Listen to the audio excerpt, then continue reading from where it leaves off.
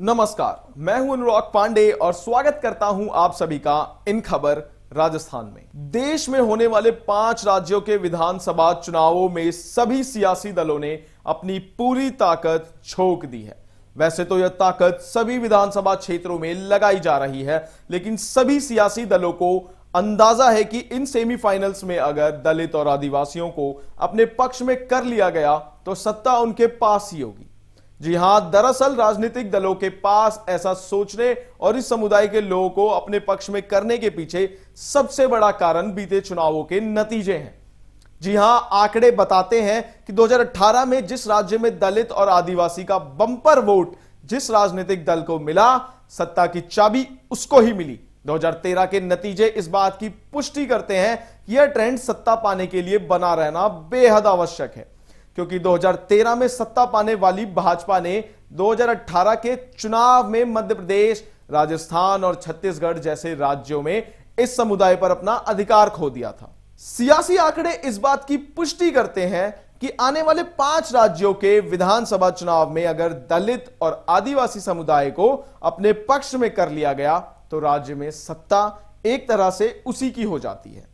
आंकड़ों के मुताबिक 5 राज्यों में विधानसभा की 679 सीटें हैं, जबकि इन सभी सीटों में 240 सीटें ऐसी हैं जो दलित और आदिवासियों के लिए सुरक्षित सीटें हैं।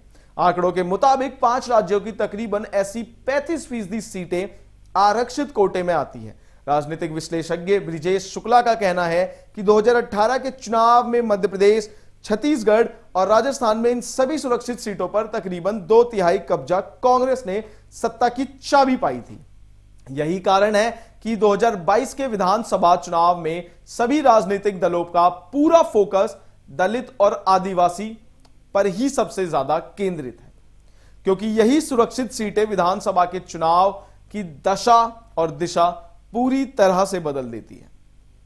आपको बता दें कि राजस्थान में कुल 200 विधानसभा की सीटें हैं। इसमें तकरीबन 30% सीटें यानी 59 सीटें सुरक्षित कैटेगरी में आती हैं। राजस्थान की आबादी में 17% दलित और 13% आदिवासी समुदाय के लोग शामिल हैं। इसी आधार पर सुरक्षित की गई यहां की 34 सीटें एससी और 25 सीटें एसटी कोटे में सुरक्षित हैं। 2013 के चुनावी परिणाम के मुताबिक भारतीय जनता पार्टी ने इन 59 सीटों में से 45 सीटें अपने खाते में जीत के तौर पर दर्ज की थी, जबकि इसी चुनाव साल में कांग्रेस को इन सुरक्षित सीटों पर महज 7 सीटें ही पाई थी। चुनावी परिणाम बताते हैं कि 2018 में जब चुनाव हुए तो कांग्रेस ने 59 सीटों में से 34 सीटों पर जीत दर्ज कर सत्ता पर कब्जा जमा लिया, जबकि भारतीय जनता पार्टी सिर्फ 21 सुरक्षित सीटें ही जीत सकी। राजनीतिककारों का मानना है कि एससी एसटी समुदाय कांग्रेस का परंपरागत वोट बैंक रहा है, लेकिन 3 चुनावों के एससी एसटी के आंकड़े पूरी तरह कांग्रेस के पक्ष में नहीं रहे। प्रदेश में 2008 में विधानसभाओं का डिलिमिटेशन हुआ। उसके बाद हुए 3 विधानसभा चुनाव में बीजेपी ने 59 एससी सीटों पर जीत दर्ज की, जबकि कांग्रेस 2 बार सत्ता में रहने के बावजूद सिर्फ 37 सीटों पर ही जीत सकी। एसटी सीटों पर कांग्रेस को थोड़ी बहुत बढ़त है, लेकिन बीजेपी और बीटीपी इसमें सेंध लगा चुकी है। जी हां, पिछले 3 चुनावों में 32 एसटी रिजर्व सीटों पर कांग्रेस ने जीत दर्ज की है, जबकि बीजेपी 29 सीटों पर जीत दर्ज कर सकी थी। दूसरी ओर बीजेपी ने कांग्रेस से पहले ही इलेक्शन मोड में आ गई थी। भाजपा का शुरू से ही फोकस आदिवासी और दलितों पर रहा। प्रदेश अध्यक्ष बदलने से पहले ही बीजेपी ने जातिगत वोटर्स को साधने के लिए पीएम मोदी की सभाएं शुरू करा दी। पिछले साल 1 नवंबर को पीएम मोदी बांसवाड़ा के मानगढ़ धाम आए। यह आदिवासियों का सबसे बड़ा आस्था स्थल है। फिर 28 जनवरी को भीलवाड़ा के मालासेरी में पीएम ने सभा की। सभाओं के पीछे बीजेपी की रणनीति कमजोर क्षेत्रों में माखन लगाने बराबर और जीती हुई सीटों को और मजबूत करने की है।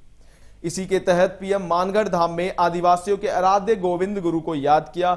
यहां उन्होंने उदयपुर की 8, बांसवाड़ा की 5, डूंगरपुर की 4, सिरोही की 3 और प्रतापगढ़ की 2 सीटों पर असर डाला।